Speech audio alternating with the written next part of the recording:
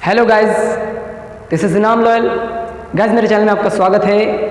ये मेरी दूसरी वीडियो है। मेरी फर्स्ट वीडियो में 100+ सब्सक्राइब आए। आपके सपोर्ट के लिए बहुत बहुत दिल से थैंक्स। तो गाइस, आज का मेरा कॉन्सेप्ट है articles A, an and the. तो गाइस, मैं जिन पॉइंट्स पे आज बात करूँगा अपनी वीडियो लेक्चर में, मैं आपको शॉर्ट में बतला दूँ।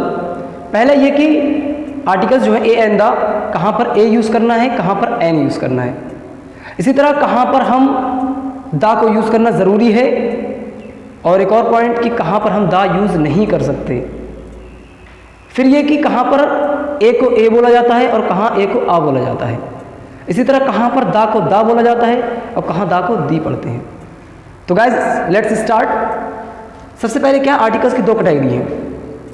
पहली कैटेगरी में इंडेफिनिट आर्टिकल है, जिसमें हमारा ए और एन आता है। दूसरी कैटेगरी में दा है, वो क्या है, हमारी डेफिनेट आर्टिकल, और a an indefinite article. Definite article क्या होता है कि जो कहते हैं कि स्पेसिफिक पर्सन, प्लेस और थिंग। दा जो है हमारा किसी खास इंसान या वस्तु से पहले आता है। तो इंडेफिनेट इसका उल्टा हो गया, अपोजिट हो गया, यानी जो किसी आम चीज़ से पहले आए। तो गाइस, सबसे पहले ए एन इंडेफिनेट आर्टिकल, जो किसी आम चीज़ से पहले आते हैं। तो अब देख लेते हैं कहाँ पर ए यूज़ करना है, कहाँ पर एन यूज़ करना है। तो गाइस, अगर आपने अब तक जो आपके पास आपने रूल सुना है, अगर वो आपके माइंड में है तो आप उसको निकाल दीजिए कि ए हम वॉवल कॉन्सोनेंट वर्ड से पहले यूज़ करते हैं, और एन जो है हम वॉवल वर्ड से पहले यूज़ करते हैं।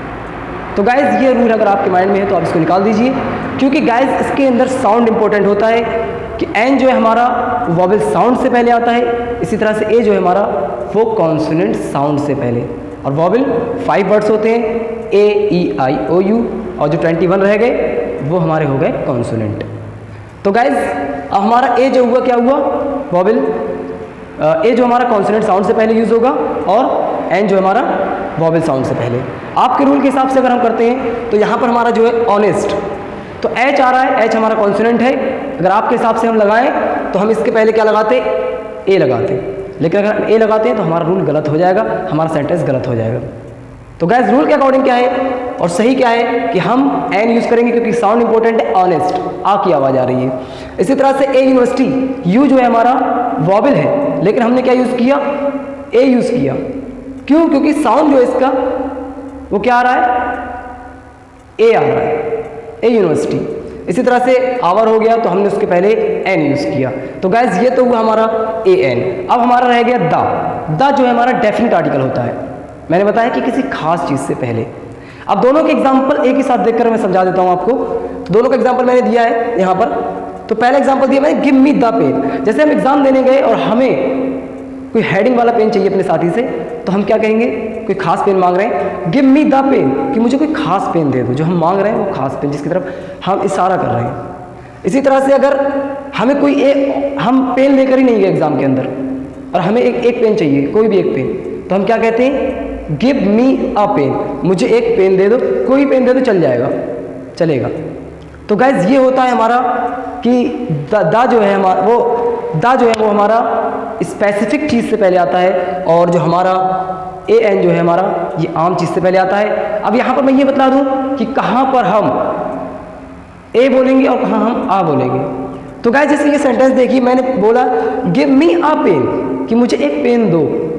तो जब सेंटेंस के बीच में यूज़ होगा तो हम उसको आ बोलेंगे, अदरवाइज हम उसको ए बोलेंगे। तो ये है गाइज कि हम कहाँ पर ए बोलें और कहाँ आ बोलें। तो गाइज, अब देखते हैं कि हम कहाँ पर दा को यूज़ करना ज़रूरी है। मेरा नेक्स्ट पॉइंट यही था। तो गाइज, सबसे पहले क्या है कि मैंने बताया बिफोर रिलीजियस बुक्स, कि मजहबी किताबों से पहले। जैसे मैंने एग्जांपल दिया the Quran, the Bible, the Gita, इस तरह से रिलीजियस बुक जितनी भी हैं उनके पहले द यूज़ करना ज़रूरी होता है। दूसरी चीज़, यूनिक पोस्ट, जो यूनिक पोस्ट हुआ करती हैं, अकेली पोस्ट हुआ करती हैं, जो जैसे prime minister, the prime minister बोलते हैं हम लोग, द प्रेसिडेंट बोलते हैं। तो गाइस, ये हो गया। नेक्स्ट पॉइंट है कि म्यूज़िकल इंस्ट्रूमेंट, जो म्यूज़िकल इंस्ट्रूमेंट हुआ करते हैं उनके पहले भी द का यूज़ होता है। जैसे द गिटार बोलते हैं, द फ्लूट बोलते हैं, द पियानो बोलते हैं। तो ये हुए हमारे म्यूज़िकल इंस्ट्रूमेंट, इनसे पहले हमें द का यूज़ करना है। इसी तरह से कि न्यूज़पेपर के नाम से पहले, जैसे मैंने एग्जांपल दिया द टाइम्स ऑफ इंडिया, कि जो है न्यूज़पेपर के, जैसे द टाइम्स ऑफ इंडिया हो गया, द हिंदूज़ आता है, तो इस तरह से गाइस न्यूज़पेपर के जो नेम है उनसे पहले हमें दा का यूज़ करना ज़रूरी होता है। इसी तरह से फेमस बिल्डिंग्स, जो मशहूर बिल्डिंग हुआ करती हैं, ये बहुत से लोग बोलते हैं, बहुत से लोग ग्रामरियंस बोलते हैं कि हिस्टोरिकल बिल्डिंग्स, जो हिस्टोरिकल बिल्डिंग्स होती हैं उनके पहले या फेमस बिल्डिंग्स। तो गाइस ज़्यादातर ग्रामरियंस फेमस बिल्डिंग्स बोलते हैं, तो फेमस बिल्डिंग से पहले हम दा का यूज़ करते हैं, जैसे the red fort, the Taj Mahal. तो ये हुआ गाइस फेमस बिल्डिंग से पहले। इसी तरह से नेक्स्ट पॉइंट है वाटर बॉडीज़, जो भी वाटर बॉडीज़ हैं उनसे पहले, चाहे वो रिवर हो, जैसे मैंने एग्जांपल दिया द रेड सी, रेड सी से पहले, ये जितनी भी वाटर बॉडीज़ हैं उनसे पहले। द गंगा आपने सुना होगा, रिवर से पहले। तो गाइस नेक्स्ट पॉइंट है हेवनली बॉडीज़। हेवनली बॉडीज़ को यूनिक बॉडीज़ भी बोलते हैं बहुत से लोग, क्योंकि वो भी अकेली होती हैं। जैसे मैंने कहा द अर्थ, द सन, तो गाइस इनसे पहले हम दा का यूज़ करना ज़रूरी होता है। इसी तरह से एक पॉइंट मैंने यहाँ पे नहीं लिखा है, वो है हमारा सुपरलेटिव डिग्री।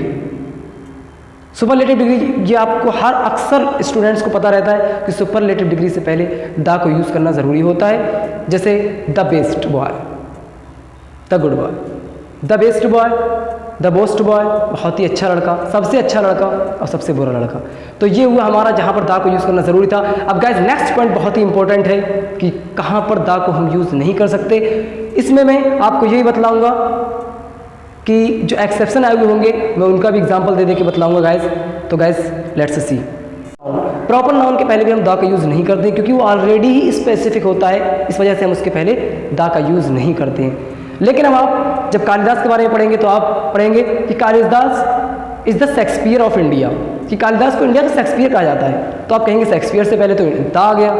तो गाइस यहाँ पर भी एक रूल है कि जब किसी, यहाँ पर जो है गाइस सिमिलरिटी बताई जा रही है, एक क्वालिटी जो है दोनों के अंदर सेम पाई जाती है, तो इस वजह से इनको उनसे सिमिलर बताया है और इस वजह से शेक्सपियर के पहले दा यूज़ किया है। शेक्सपियर को जो है हमने प्रॉपर नाउन के तौर पर यूज़ नहीं किया है, as a proper noun use नहीं किया है। तो जब दा आ गया उसके पहले तो वो कॉमन नाउन हो गया। ओके गाइस, इसी तरह से जब आप गुप्ता डायनेस्टी के बारे में पढ़ते हैं तो वहाँ पर भी हम देखते हैं कि Samudragupta is the Napoleon of India, कि समुद्रगुप्त को इंडिया के नेपोलियन कहा था। तो वहाँ पर भी सेम सिचुएशन है, तो वहाँ पर भी जो है प्रॉपर नाउन जो है वो कॉमन नाउन हो जाता है। नेक्स्ट पॉइंट क्या है, मटेरियल नाउन। मटेरियल नाउन से पहले भी हम दा का यूज़ नहीं करते हैं, जैसे द गोल्ड, द सिल्वर, इस तरह से हम नहीं बोलते हैं मटेरियल नाउन से पहले। नेक्स्ट पॉइंट क्या है हमारा, एब्स्ट्रैक्ट नाउन। एब्स्ट्रैक्ट नाउन से पहले भी हम दा का यूज़ नहीं करते हैं, एब्स्ट्रैक्ट नाउन से पहले। जैसे ही, जैसे पुअर हो गया या रिच हो गया, ये होते हैं पुअर, एब्स्ट्रैक्ट नाउन है।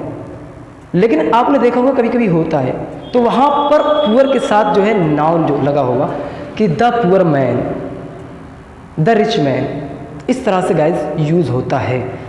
और इसी तरह से मैंने एक और पॉइंट जो है बतलाया है कि market, school, college in general case, कि मार्केट, स्कूल, कॉलेज से पहले भी हम दा का यूज़ नहीं करते, लेकिन जनरल केस में। कब? जनरल केस में। जनरल केस का मतलब क्या है? जनरल केस कहते हैं कि जब कोई चीज़ जिस रीज़न के लिए बनाई गई हो, जो उसका पर्पज़ है, उस वजह अगर हम उसके लिए यूज़ कर रहे हैं, जो उसका पर्पज़ है, तो हम उससे पहले दा यूज़ नहीं कर सकते। जैसे हम पढ़ाई करने के लिए स्कूल कॉलेज जाते हैं तो हम ये नहीं कह सकते कि I go to the school daily, I go to school daily, simply हम लोग बोलते हैं, हम दा का यूज़ नहीं कर सकते। तो गाइज ये होता है जनरल केस का मतलब, तो हम इससे पहले भी हम दा का यूज़ नहीं करेंगे। इसी तरह से गाइज मेरा पॉइंट एक छूट गया था, वो है वेदर। वेदर से पहले हम क्या करते हैं? दा का यूज़ नहीं करते हैं। लेकिन जब वेदर के साथ हम सीज़न लगा देते हैं, जैसे हम नहीं बोलते हैं कि in the summer, in the summer नहीं बोलते, इन द विंटर नहीं बोलते, लेकिन जब हम समर या विंटर के साथ सीज़न लगा देंगे तो हम बोलते हैं in the summer season, in the winter season. तो ये हुआ गाइज हमें हमारा 4 पॉइंट्स। अब लास्ट पॉइंट जो है ये मैं आपको क्लियर कर दूं कि कहाँ पर हम दा को दा बोलेंगे और कहाँ हम दा को दी बोलेंगे। तो गाइज जैसे मैंने बोला था कि गिव मी द पेन, तो वहाँ पर क्या है, कॉन्सोनेंट से पहले जब यूज़ होगा तो हम दा बोलेंगे, और जब वॉवल से पहले यूज़ होगा तो हम दी बोलेंगे। जैसे वॉवल से पहले देख लीजिए, मूवी जब आप देखते हैं तो उसके आखिर में लिख कर आता है दी एंड। आजकल तो नहीं लिख के आता है, लेकिन पहले आता था दी एंड, उसको क्या बोलते हैं? दी एंड। तो इस तरह से हमारा गाइज आज का टॉपिक, आई होप कि आपके लिए बहुत हेल्पफुल होगा मेरा लेक्चर। गाइज अगर पसंद आई हो वीडियो, रमज़ान से गाइज बोलना बहुत मुश्किल है, आधा घंटा ऑलमोस्ट हाफ एन आवर बोलना पड़ा कंटिन्यू, तो गाइज़ अगर पसंद आई हो तो अपने भाई की इस चैनल को, अपने दोस्त के इस चैनल को सपोर्ट कीजिएगा ज़्यादा से ज़्यादा। पसंद आई हो तो लाइक कीजिएगा, मेरे चैनल को सब्सक्राइब कीजिए, दोस्तों के साथ शेयर कीजिए। आई होप कि ये वीडियो आपके इंग्लिश इम्प्रूविंग के लिए बहुत ही हेल्पफुल होगी। थैंक यू गाइज़, मिलते हैं एक